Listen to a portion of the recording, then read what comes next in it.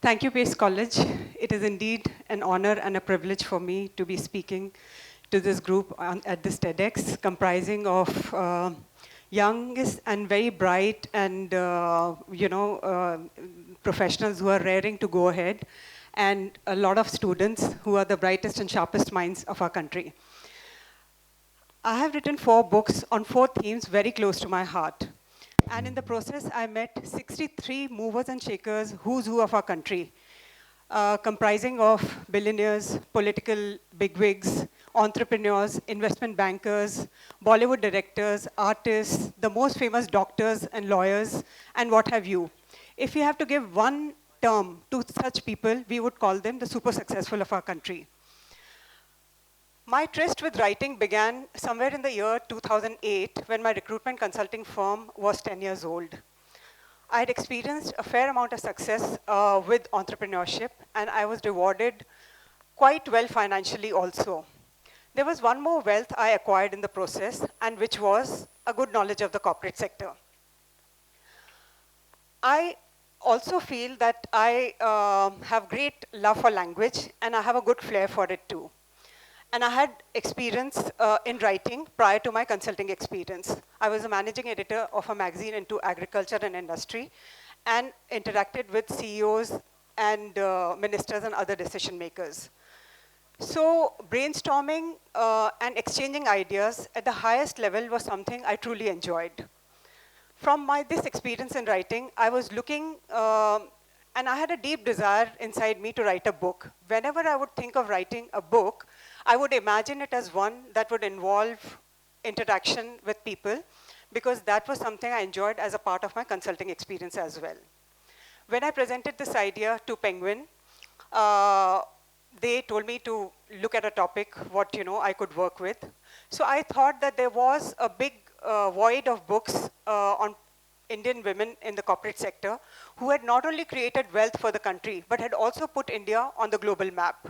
After due deliberation, I thought that this is what I wanted to do. I wanted to put my strengths together and create a work that showcased the journey, the high points and the defining moments of their life, their contributions and their professional achievements. Penguin was very happy, and the idea was very well received, and I was on board with them to write the book. This, my dear friends, is how my journey into writing began. Over the next 1 year, I met 18 women business leaders, and my first book, Corporate Divas, was published. I was really thrilled. I was thrilled beyond words, yes, beyond words, to achieve this objective of mine, a dream which did not let me sleep, and something for which I was willing to put in hard work and whatever hours it required because of that burning desire within, and that helped in the accomplishing of that dream. And today I stand here and vouch for the truth in this statement. Believe in the power of your dreams. After writing Corporate Divas, I thought that I was pretty content as an author, and I thought my journey in writing was over, not knowing that there were more books to come. And it was purely the exhilaration and the excitement of meeting people and knowing their journey that made me want to write more. And the next book, which had to come after this, was My Life, My Rules, Stories of 18 Unconventional Careers. I think the writing bug had really got entrenched within me, and I wanted to write more and experience more of the exhilaration of meeting people. So the next book was Decoding Bollywood, which is an account of my interaction with some of Bollywood's prominent directors. And then it was followed by the 4th book, which was What After Money and Fame, which involved interaction with India's stalwarts, the rich, famous, powerful, but most importantly, well-respected individuals like Adi Godrej, like Narayan Murthy, Harish Salve, Javed Akhtar, and also people like Jayant Sinha from politics. The whole idea of writing What After Money and Fame was for me to ascertain what has made them achieve they have. How much money is enough? And after achieving that threshold, what motivates, sustains, and excites people? So this book is basically an attempt to focus on aspects beyond materialism and to delve into the highest qualities of human mind and character. The foreword to What After Money and Fame was written by Mr. Kumar Mangalam Birla. So these 4 books developed organically, one idea at a time, followed by another. And that's how basically, the 4 books I ended up writing. And when most people ask me that what is the common thread in these 63 stories? And that is just one common thread I would, and also what is the secret to success is what I'm often asked. So the one common thread I would say to all these stories is that they dare to dream. Success comes to those who dream and trust their dreams and don't accept defeat.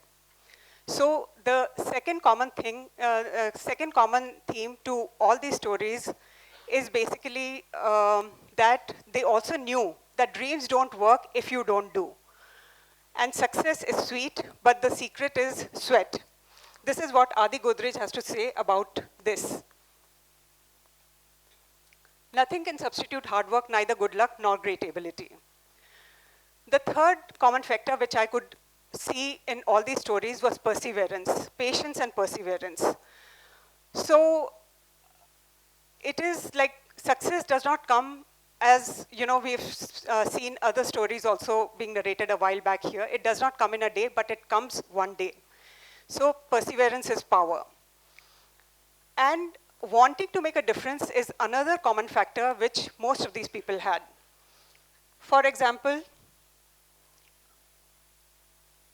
Dr. Pratap Reddy, who returned to India even though he had a successful, flourishing practice as a cardiologist in the US, because he believed that success does not mean much if it does not help in changing the landscape of your country.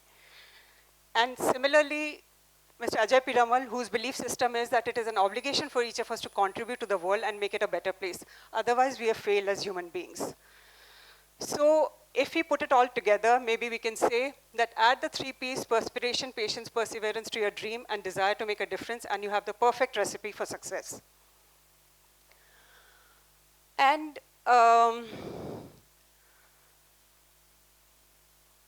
so we've spoken about success, and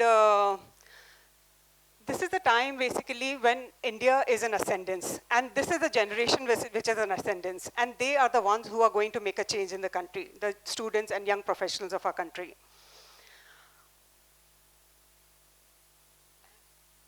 And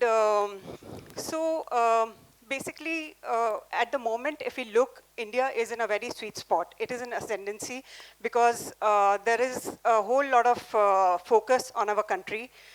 The next 10 years or even the next century is supposed to be India's century. That is what is being projected as. And I think I just lost the link. There is just one sec. So